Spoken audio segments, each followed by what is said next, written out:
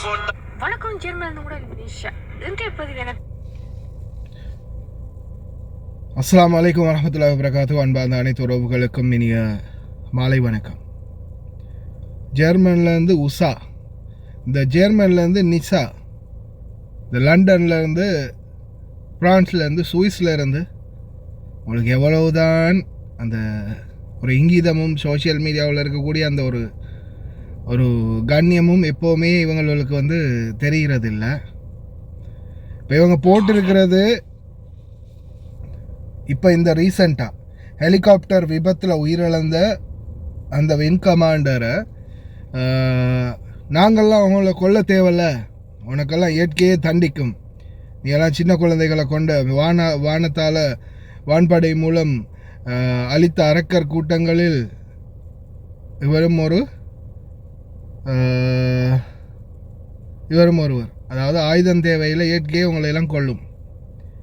இப்போ ரீசெண்டாக மக்கள் பணியில் ஈடுபட்ட அந்த வின் கமாண்டருக்கு இவங்க போட்டிருக்கிற பதிவு. யாரு? ஜெர்மன்லேருந்து நிஷா. நீங்கள் இந்த வெளிநாடுகளில் இவங்க ப்ரொஃபைல், இந்த இருக்கு ப்ரொஃபைலை பார்த்துக்கோங்க. புளியை போட்டு மேதகு பிரபாகரன் அவர்களை போட்டு ப்ரொஃபைல் ரெடி பண்ணி வச்சுருக்காங்க. யுத்தத்தை கண்ணால் கண்டாங்களான்னு தெரியாது. இவங்க ஒன்றுமே நினைக்கிறதில்லை. இவங்க ஜெர்மனிலேருந்தும் இத்தாலியிலேருந்தும் ஃப்ரான்ஸ்லேருந்தும் போஸ்ட்டு போடுவாங்க. ஆனால் இதால் பாதிக்கப்படுறது அப்பாவி தமிழ் மக்கள், அதுவும் இலங்கையில் வாழக்கூடிய தமிழ் மக்கள். அந்த குரோதம் துவேஷம் மறுபடியும் உருவாகி அது வெஞ்சமாக மாறி அது யார் மேலே இப்போ இறங்குது?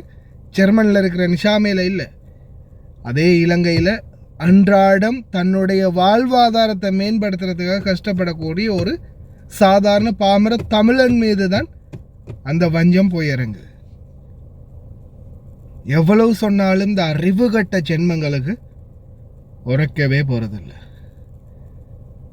அதே போல் உங்களுக்கே தெரியும், இந்த நபர் திரிபோஷா ஃபேமிலி அப்படின்னு சொல்லுவாங்க. இந்த நபர் ஒரு போஸ்ட் ஒன்று போட்டிருக்காரு. மகே ராஜகாரி அதின் அவசான் லமாய், என்னுடைய சேவை இன்றுடன் முடிகின்றது பிள்ளைகளே, கரண புல்லுவாந்தே கலா, செய்ய முடிந்ததை செய்தோம், மினிசுண்ட கங்வத்துர சாத்தியதன், மக்களுக்கு வெள்ளம் வந்தது ஒரு வாரம்தான், அமத்தக்காய் மறந்து விட்டது, வாழ ஹெமோட்டம புதுசாரணை, உங்கள் அனைவர் மீதும் புத்தரின் சாந்தி உண்டாகட்டும், உதோகரப்பு லங்கஹிட்டப்பு ஹொராக்கியப்பு ஹெமோட்டம பிங், உதவி செய்த கூட இருந்த அதே போல திருடர்கள் என விமர்சித்த அனைவருக்கும் ரொம்ப நன்றி. இந்த நம்மளை இந்த யூடியூப்காரங்கள், சோஷியல் மீடியாக்காரங்கள் அப்படின்னு சிலர் சொல்கிறது சரியா? இதில் அவங்க திருடர்களா இல்லையா அதை பற்றி தேவையே இல்லை. இந்த நேரத்தில் பலருமே நாட்டுக்காக ஃபீல்டில் இறங்கி வேலை செஞ்சாங்க சரியா? இந்த நேரத்தில் அனைவருமே நாட்டுக்காக இறங்கி வேலை செஞ்சாங்க. இந்த இடத்துல தமிழ், சிங்களம், வேறு அதாவது இந்து, முஸ்லீம், கிறிஸ்தவம், பௌத்தம் அப்படின்னு அவங்க மதம், இனம் வேறுபாடுகள் யாருமே காட்டல. இந்த நேரத்தில் இறங்கி ஃபீல்டில் வேலை செஞ்சாங்க. ஏன் இந்த குவைத் நாட்டில் இன்னைக்கு அனைத்து மதங்களையும் சார்ந்து அனைவருமே உதவி பண்ணுறாங்க. அந்த பொருள் யாருக்காக போகுது? இன்னாருக்குத்தான் அப்படின்னு நிர்ணயித்து போகுதா? இல்லை. அது அந்த பொருட்கள் நிவாரண பொருட்களாக மக்களிடம் சென்றடையும். பாதிக்கப்பட்ட மக்கள் அது யாராக இருந்தாலும் சரி. ஆனால் கடைசி கட்டத்தில் என்னத்தில் கொண்டாந்து முடிக்கிறீங்க? திருட்டில் கொண்டாந்து முடிக்கிறீங்க இல்லையா? இனத்துவேஷத்தில் கொண்டாந்து முடிக்கிறீங்க. நேற்று ஒருத்தனை பற்றி போட்டேன், ஒரு குடிகாரனை பற்றி. அவன் குடிச்சுக்கிட்டு என்னென்னமோ உளர்றான், முஸ்லீம்களை பற்றி பேசுகிறான், கழுத்தில் சிலுவை மாட்டிட்டு நான் பிராமணன்றான். சமூக ஊடகங்களில் மக்களே கருத்துக்கள் தெரிவிக்கிறது நீங்கள், அது உங்களுடைய சுதந்திரமாக இருக்கலாம். ஆனால் நீங்கள் தெரிவிக்கக்கூடிய கருத்துக்களால் உங்களுக்கு பாதிப்பு இல்லை. ஏன்னா நீங்கள் ஒவ்வொரு நாடுகள் உட்கார்ந்து இருந்துக்கிட்டு காலுக்கு மேலே கால் போட்டுட்டு சொகுசாக வாழ்ந்துக்கிட்டு உங்களுடைய கருத்துக்களை நீங்கள் தெரிவிப்பீங்க. குறிப்பாக நான் ஈழத்தமிழர்களுக்கு இதை ஒரு ரிக்வெஸ்ட்டாக எத்தி வைக்கிறேன். வெளிநாடுகள், அதுவும் குறிப்பாக மேற்கத்திய நாடுகளில் வாழக்கூடியவங்க, நீங்கள் இந்த லைவ் போட்டு சண்டித்தனம் காட்டுறது, சண்டை பிடிக்கிறது, அதே மாதிரி வீடியோக்கள் போஸ்ட் பண்ணுறது, இதெல்லாம் நீங்கள் உங்களுடைய அந்த அறியாமையால் செய்கிறீங்களா இல்லை வேணுமென்று செய்கிறீங்களான்னு தெரியலை. ஏன்னா என்னை பொறுத்த வரையில் உங்களுக்கு அந்த நாட்டில் தஞ்சம் புகுந்து வாழ்கிறதுக்காக உங்களுக்கு இலங்கையில் உங்களுடைய உயிருக்கு பாதுகாப்பு இல்லை அப்படின்னு சொல்லித்தான் நாங்கள் வாழ்ந்துக்கிட்டு இருக்கிறீங்க, சரியா? ஆனால் அதே நிலைமையை தொடர்ந்தும் கண்டினியூ பண்ணணும் அப்படின்னு நினைக்காதீங்க, உங்களுடைய சுயலாபத்துக்காக. ஏன்னா பலருடைய எதிர்பார்ப்பு என்னன்னா, இலங்கையில் தொடர்ந்தும் அமைதியின்மை ஏற்படணும், இலங்கையில் துவேசத்தன்மை தொடர்ந்தும் இருக்கணும், மாறி மாறி அடிச்சுக்கணும், மாறி மாறி வெட்டி கொள்ளணும். அதனால் நீங்கள் அந்த நாடுகளில் பாருங்கள், எங்கள் நாட்டில் இந்த மாதிரி பிரச்சனை இருக்குது அப்படின்ற அந்த பாணியிலேயே காலமெல்லாம் வாழணும் அப்படின்னு நினைக்கிறீங்களோ தெரியல. அதற்காகத்தான் இந்த மாதிரி முயற்சிகள் எடுக்கிறீங்களான்னு தெரியல. இலங்கையில் வாழக்கூடிய, அதாவது இன்னைக்கும் யுத்தத்தால் பாதிக்கப்பட்டு யுத்தத்தில் பங்கேற்ற பல இளைஞர் யுவதிகள் போராளிகளாக இருந்தவங்க இன்னைக்கும் கைகால அந்த நிலையிலையும் அல்லது அவங்க தப்பித்த நிலைமையிலையும் இன்னைக்கும் இதே இலங்கையில் கஷ்டப்பட்டு வாழ்ந்துக்கிட்டு இருக்கிறாங்க.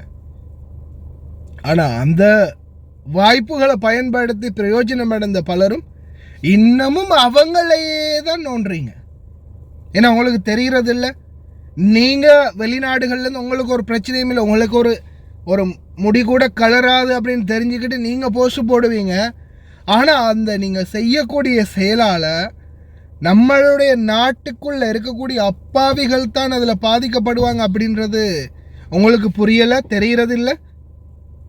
இல்லை தெரிஞ்சும் வேணுமென்னு இந்த மாதிரி பண்ணுறீங்களா? இல்லை தெரிஞ்சுக்கிட்டே இந்த மாதிரி பண்ணுறீங்களா? ஏன்னா நாட்டுக்குள்ளே இனக்கலவரம் ஒன்று உண்டாகணும், மறுபடியும் பிரச்சனை உருவாகணும், அதனால் பலரும் அடிச்சுக்கிட்டு சாகணும். அந்த சந்தர்ப்பத்தை பயன்படுத்தி நாங்கள் இந்த நாடுகளில் அதை காரணமாக காட்டி இன்னமும் வாழணும் அப்படின்னு நினைக்கிறீங்களோ? எனக்கு புரியலை ஏன் இந்த மாதிரி பண்ணுறீங்கன்னு. எவ்வளவுதான் அந்த சில அறிவுரைகளை சொன்னாலும், சில சம்பவங்களை எடுத்துக்காட்டாக கூறினாலும், இந்த வெளிநாடுகளில் குறிப்பாக அந்த மேற்கத்திய நாடுகளில் இருக்கக்கூடியவங்க தொடர்ந்து இந்த மாதிரி ஒரு கீழ்த்தரமான செயலைத்தான் செய்கிறீங்க. அது எதுக்காகன்றது புரியலை. தயவு செய்து இனிமேலாவது இந்த மாதிரி பதிவுகள் போடும்போது கொஞ்சம் சிந்தியுங்க. ஏன்னா இப்போது இலங்கையை பொறுத்த வரையில் நீங்கள் தமிழால் எழுதி போட்டாலும் சிங்கள பாடசாலைகள் முதல் கொண்டு தமிழ் சிலபஸ் இருக்குது.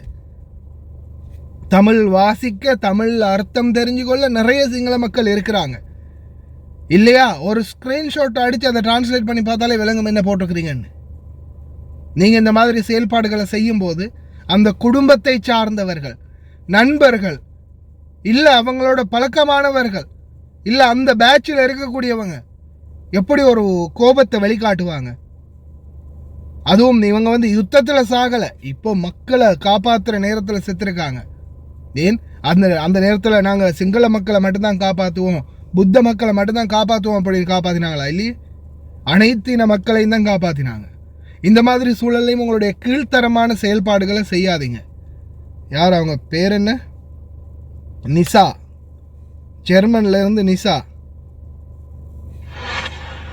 கேவலமான பதிவுகளை இடாதீங்க, சிந்தியுங்க.